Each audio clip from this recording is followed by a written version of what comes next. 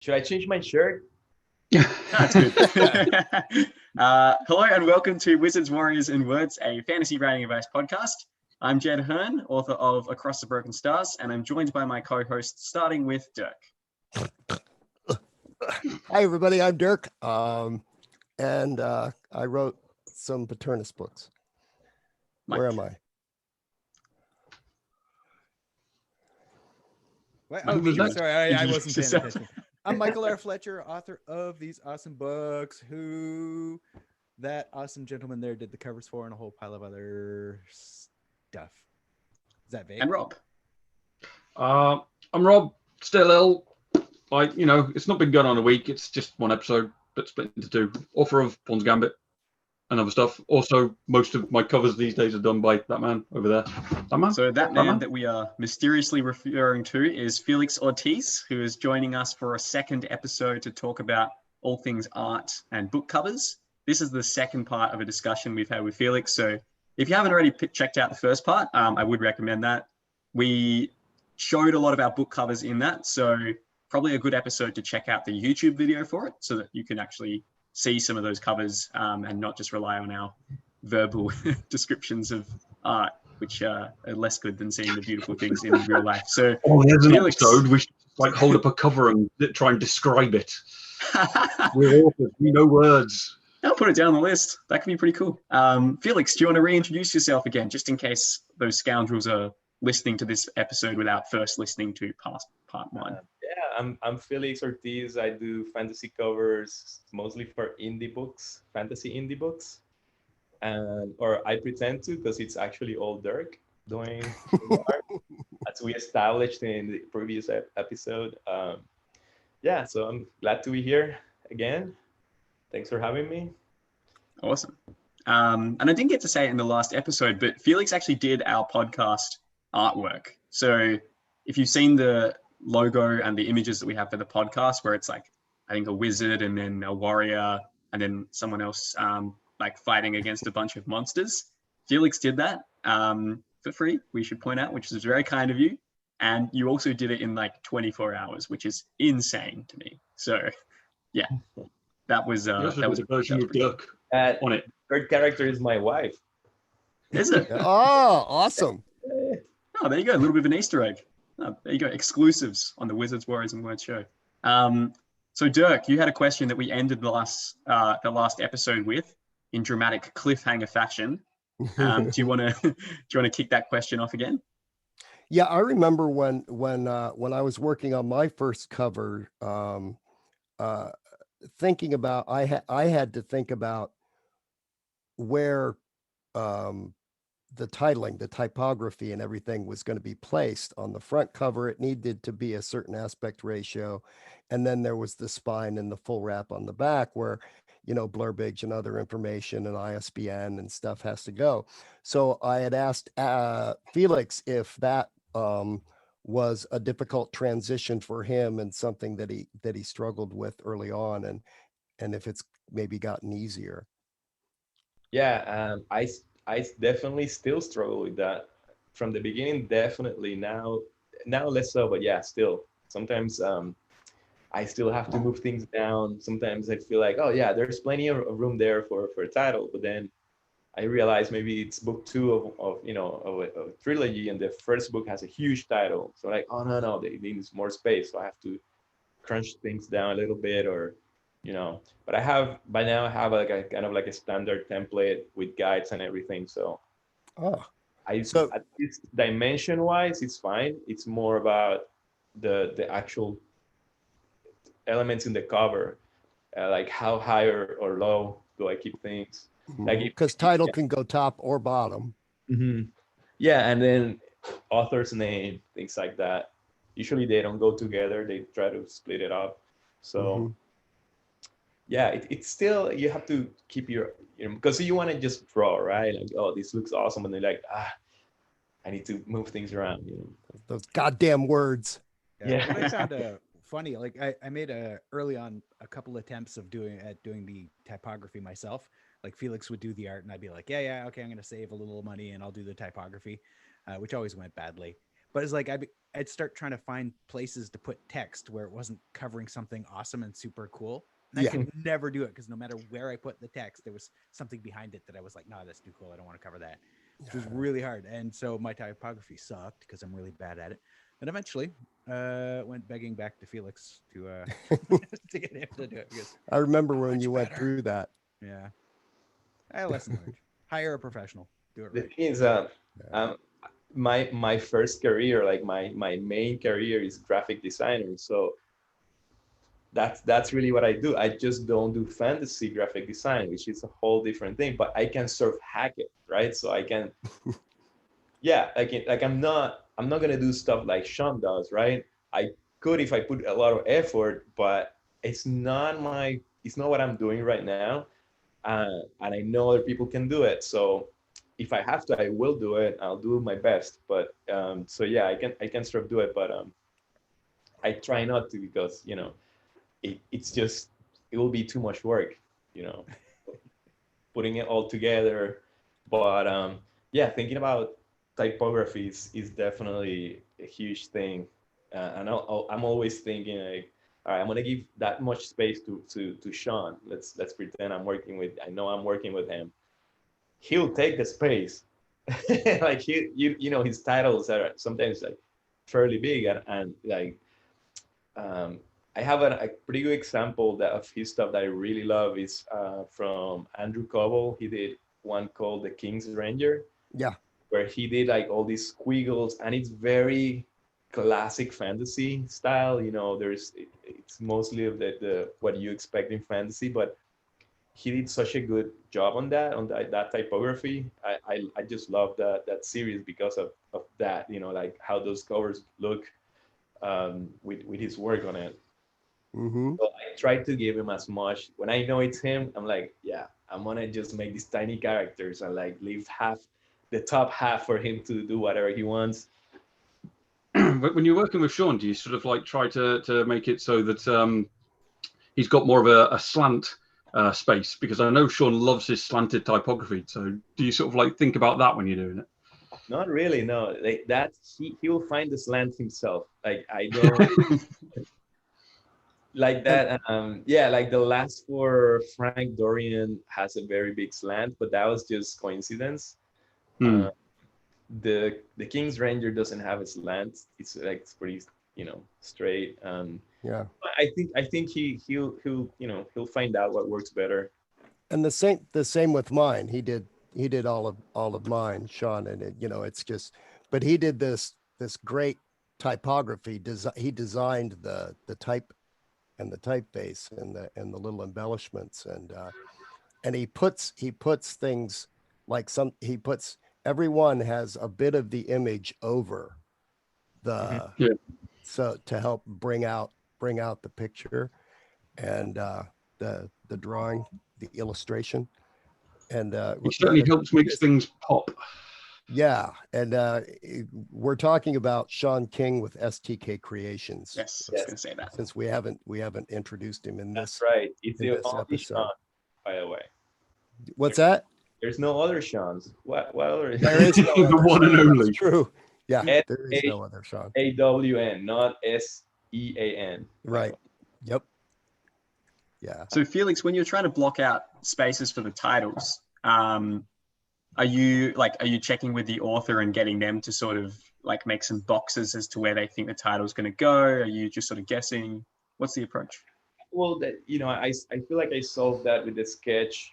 When I send it out, there's gonna be some space either at the bottom or top, and typography can be as big or as small as you want. So I don't measure exactly how big it will be, but I make certain that there's space, and then in the end, if for whatever reason the title is like a 10-word title, I can always add more sky or add more mountain, and it's usually it's not a big problem unless you really don't leave anything. How much do you think about marketing aspects? I was Like just going to today- ask this.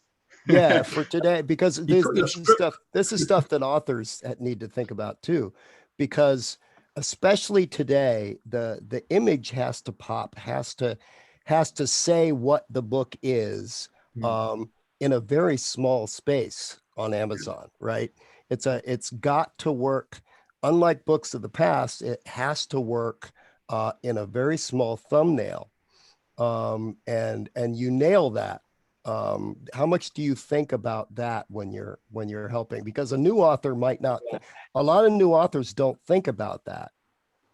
Yeah, it's that was something I also learned the hard way, because don't really think about that unless you're in the market or in the industry. So I realized that some covers have almost no detail, just shapes and contrast.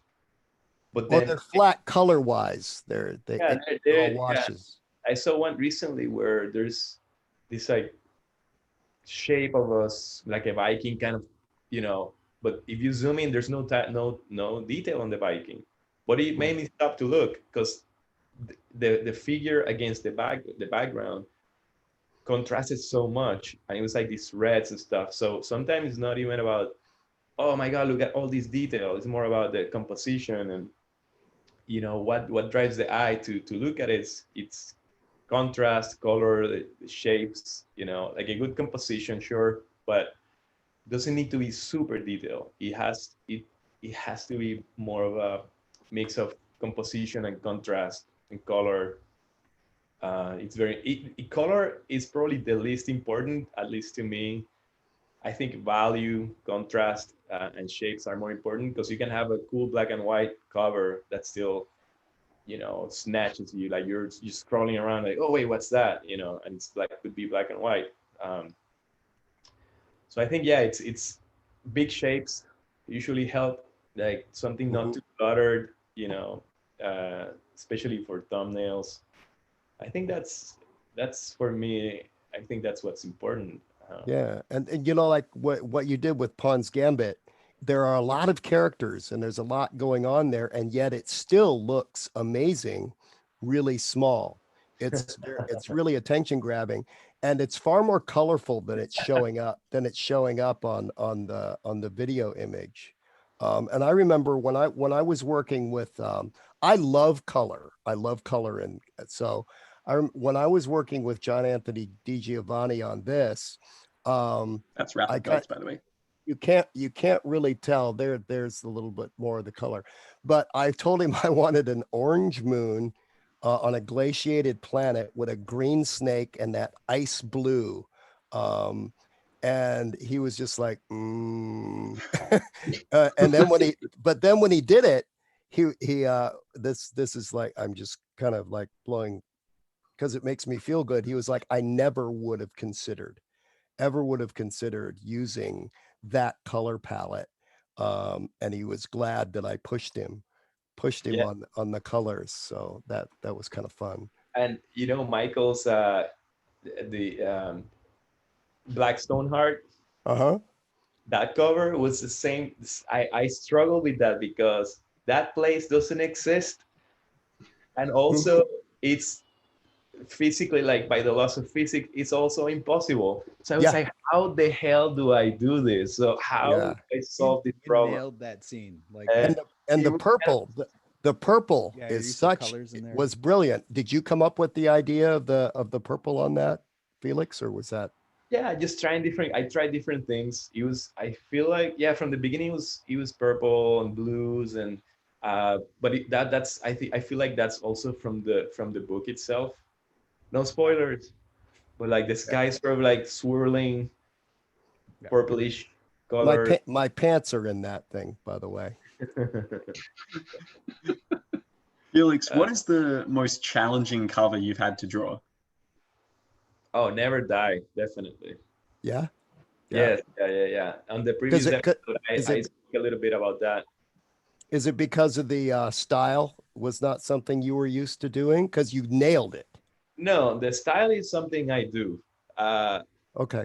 Samurais, I've been doing samurais since I know what samurais are. It's more. The reason I hired you for this cover was because of one of your samurai arts. I think it was your one. Was it Musashi or something? Yeah. I saw that and I was like, "This is the guy for Never Die." Yeah, so it was more. I spoke about it on the previous episode, but it was more about life circumstances and my own personal pressure, like putting a lot of pressure because that cover was one of the first covers that I did. Kind of, you know, kind of high profile, and I really wanted to nail it, and I put so much pressure on myself, and I didn't have the time. Like I would have to paint an hour here, 2 hours there, an hour here. So it was hard to focus and and I second guessed myself so many times.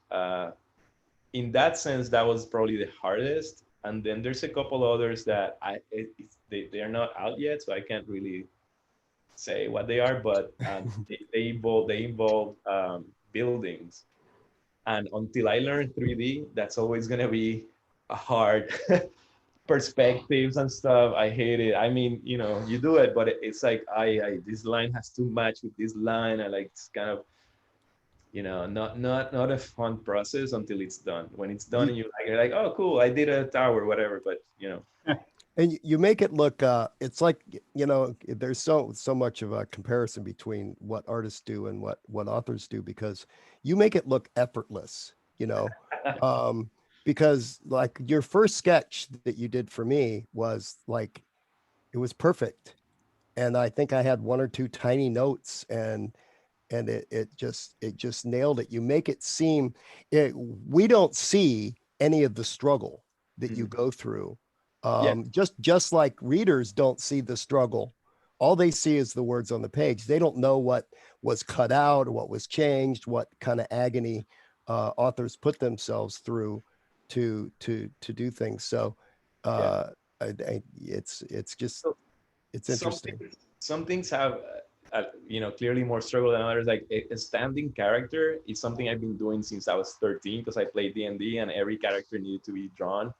So I got used to that, and it's not as daunting as like a cover with 10 different elements on it and buildings and stuff. That's more, you had to sit down and think, how am I going to do this, and try different things. With a character, you just feel out the character, read a little bit about it, and then you start drawing. And if you do a few sketches, maybe get reference from your favorite people, and it's not as challenging as a city. But in contrast, when I'm at work, at the art director work, and I have to write an email, sometimes it takes me like 10 minutes to write 2 sentences because I'm like, no, this doesn't sound right. This needs to sound perfect because I'm at work and I don't want to be the person who writes the ugly emails. I want to be grammatically, and that needs to sound nice. But so it's kind of the same. Yeah, you guys. Oh, I wrote 10,000 words today. I don't know. It was kind of slow. I don't know. Like, f you guys. Yeah, well, yeah, but Good perspective. even the people that write 10,000 words often have to go back and agonize over those. Yeah. I get it. That's why we have editors back and forth. Alpha readers, I mean, beta. conversely, I can spend 10 hours drawing and I will have a stick figure to show for it. So, Have Or a you stock photo of a chess piece with your own typography above it to say Pawn's Gambit, not the final cover. No, Felix, I'm shocked you say that about cityscapes, because I've read Breach of Peace recently by Daniel Green. You did the cover of that, and that's a Yeah. great cityscape. Like you've got Yeah. a temple in the background, you got a Yeah. dome.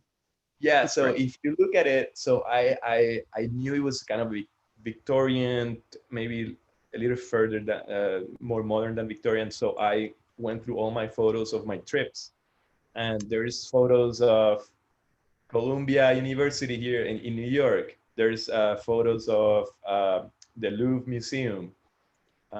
There's photos of some place in Denmark, and they are sort of all the same. And it was fantasy, so it doesn't matter. So I can just paint over it and use the right angles and kind of, and the perspective is not too crazy. It's kind of flat. It's not from up in the air or down. It's kind of Mhm. forward. So that's not too hard. And the buildings are not the main focus, it's the characters. So that also helps. But if you check out Mark Simonetti's cities. Yeah. He uses 3D and then paints over it, and I think it's magnificent. He's done some stuff that is just mind blowing. The angles and just the scope. So it's a different, it's a different thing. But yeah, that cities are definitely, it's fine. I'll do them and I'll enjoy doing them, but it's gonna be you know, not a minotaur standing on, background. Uh-huh. Mark's stone similarly, floor. I'm just looking up some of Mark's stuff, and yeah, you're right. They are It's incredible. Stunning. He's done the artwork for like Michael J. Sullivan, for The Name of the Wind. Yeah. Some real big names, and yeah, it is glorious looking. Yeah, he's huge. He's a legend. He's at the top. He did the Jonathan French got him to do the he did the first cover, not the trad pub, but the self pub cover of The Grey Really? Bastards. the Gray Wow. Bastards. Yeah. Huh, That was a great Yeah. one. That cost him a fortune, but I he can said- imagine. And then he had the, always dreamed. They saved up their money for years, and he had always dreamed to get a Simon Eddy cover, and he got one, and it's Wow. beautiful. It's a you got to it's a- wonder why they redid it with that yeah, it's a real shame. travesty. It's a real shame. It's a real shame they didn't It's go a with travesty that what they did to original. that cover. It's like, well, they just Yeah. threw that cover out and then just like, I don't know, have a dude standing and then Yeah. make him grey like an orc. It's a Yeah. cute tattooed orc. Put some pointy ears on him. Yeah. Yeah. Felix, it's who else too do you bad. look up to in terms of artistic inspiration? Wow. Lately, I'm a Jamie Jones. He is one of the top concept artists. He does a lot for Tor and Orbit. Jamie Jones is he makes it look easy. He Yeah. does, and his stuff is just mind blowing to me. Then you have the classic like Paul Bonner. He did a lot of Warhammer stuff back in the 90s, and he's a living legend. I think probably second only to like Frank Frazetta. He's Paul Bonner is just in his own league. Then oh my God, Simon Goynard. Simon Goynard was had a lot of influence on Michael's. Oh my God, Blood and Stone. No, the other one. She Blood Dreams and in Stone. Blood? Ash and Bones. No, the previous one. Stone and what is it? Broken Stone. This guy? No. This guy? That one. Sorry, Smoke and Smoke Stone. and Stone. Blood and Stone, because Michael Blood, whatever. Smoke and Stone. So Simon Goynard had a lot of influence on that one. There's oh my God, there's just so many. Yeah, I think Jamie Jones is kind of the very first person I look for just anything, because he has like this style that I just love, and then just Google like whatever the art, the theme is, I just Google it.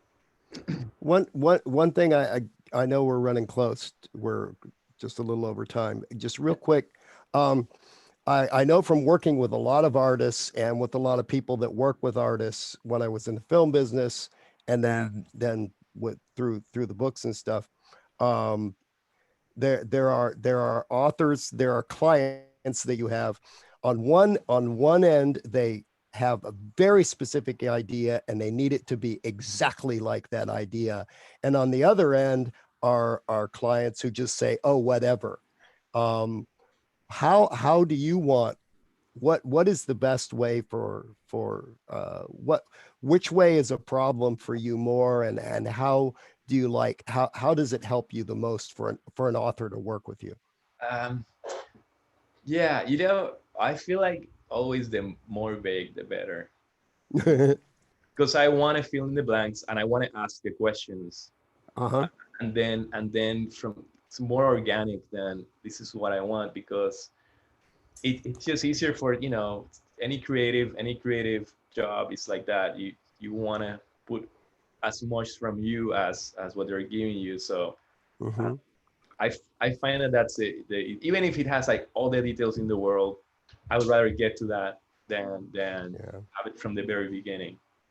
Yeah, one thing for me personally, I love seeing another. I know I give a lot of detail, but I try to give as hey, as little as possible, because I love to see what other people consider this, who have read the books. Fan art is one of the coolest things, because it's like, wow, that's what I expected, but it's not, you know. And I actually very often will let an artist just do something that I didn't really specifically see it as, the character in particular, but I really like that too. And who am I to say what the majority of other readers are seeing it as? So just because I see it a specific way doesn't mean that's the best way and the way most readers see it. Yeah. No, and you're hiring an artist for a reason, you know. And